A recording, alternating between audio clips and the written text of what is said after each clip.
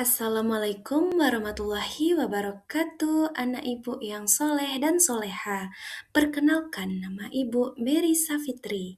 Nah, pada kesempatan kali ini kita akan belajar mengenai teks prosedur ya anak-anak ibu. Ibu akan mencontohkan kepada anak-anak ibu terkait materi teks prosedur, yaitu tata cara sholat berjamaah. Yuk, sholat bersama imam.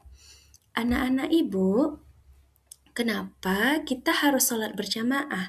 Karena sholat bersama lebih disukai oleh Allah loh. Dan juga kita mendapatkan pahala yang banyak. Kita jadi kompak dan juga saling kenal dengan teman muslim lainnya. Anak-anak ibu, ini dimaksudkan atau disebut dengan ukhuwah Islamiyah. Anak-anak ibu semuanya, ada nih keutamaan sholat berjamaah. 3 hadiah istimewa dari sholat berjamaah yang diberikan Allah kepada kita. Yang pertama, super pahala 20 kali lebih besar daripada sholat sendiri ya anak ibu. Makin erat persaudaraan dan serta menguatkan silaturahmi ya anak-anak ibu. Jadi anak disiplin, terlatih dan datang tepat waktu. Anak-anak ibu, nah itu dia 3 keutamaan sholat berjamaah. Selanjutnya anak-anak ibu, apa sih sebenarnya syarat sholat berjamaah? Yang pertama, niat ya anak-anak ibu, ini wajib sekali. Niat untuk sholat berjamaah. Nah anak-anak ibu, kita juga harus suci, badan, pakaian, tempat sholat harus suci anak-anak ibu. Nah, dan juga yang terakhir ada imam yang hebat, imam yang fasih membaca Al-Quran dan paham agama. Anak-anak ibu, ada hal-hal yang membatalkan sholat berjamaah. Hati-hati, 3 hal ini membatalkan sholat loh anak-anak ibu. Yang pertama, mendahului imam secara sengaja. Kita tidak boleh mendahului imam ya anak-anak ibu. Dan terlalu jauh dari imam tanpa alasan. Dan yang terakhir, sholatnya beda. Imam sholat zuhur, kita niat sholat asar. Itu tidak boleh ya anak-anak ibu. Selanjutnya anak-anak ibu, ada tata cara sholat berjamaah. Ini adalah urutan-urutannya, di mana saat iqomah dikumandangkan, sholat siap dimulai. Nah, saf rapat, lurus, berdiri sejajar, dan merapatkan barisan. Nah, yang ketiga, takbiratul ihram, bersama-sama. Dan selanjutnya, makmum. Dengarkan dan ikuti imam, tidak mendahului. Nah, apalagi terlambat, tidak boleh ya anak-anak ibu. Nah, kita juga harus khusyuk dan tawadu. Laksanakan dengan tenang dan duduk. Anak-anak ibu, ibu akan mencontohkan lafaz niat ketika kita menjadi makmum. Untuk sholat berjamaah, ibu akan mencontohkan niat sholat maghrib berjamaah sebagai imam. Ini lafaznya ya, anak-anak ibu. Bismillahirrahmanirrahim.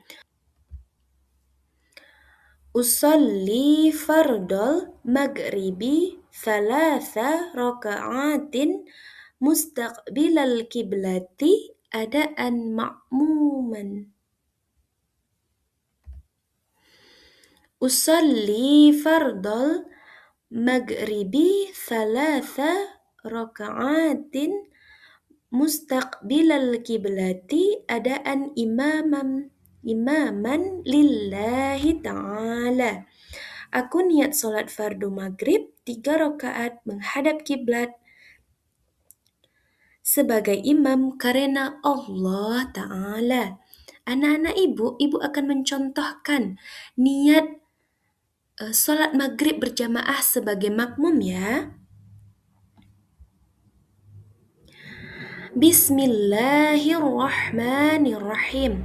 Usalli fardal maghribi thalatha raka'atin mustaqbilal kiblati adaan ma'muman lillahi ta'ala. Nah, niat-niat ini diucapkan dalam hati ya anak-anak ibu.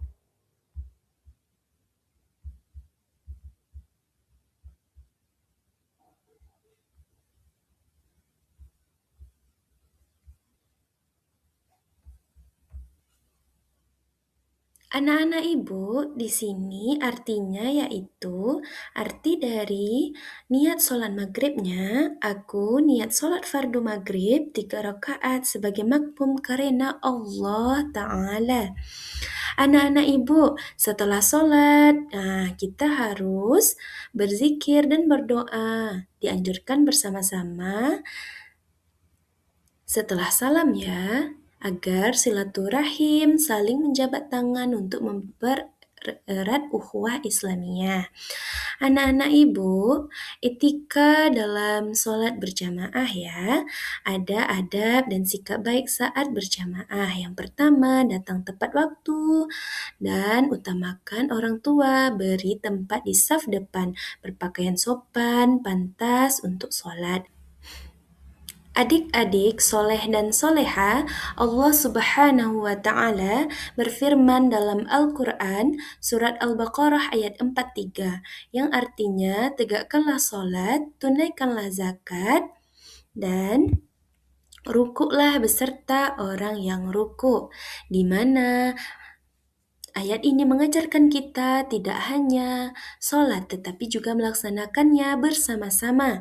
Mari kita semangat sholat berjamaah karena pahalanya besar dan membuat kita makin kompak. Terima kasih Ananda Ibu semuanya. Mohon dipahami ya pelajaran kita hari ini. Ibu tutup dengan Assalamualaikum warahmatullahi wabarakatuh.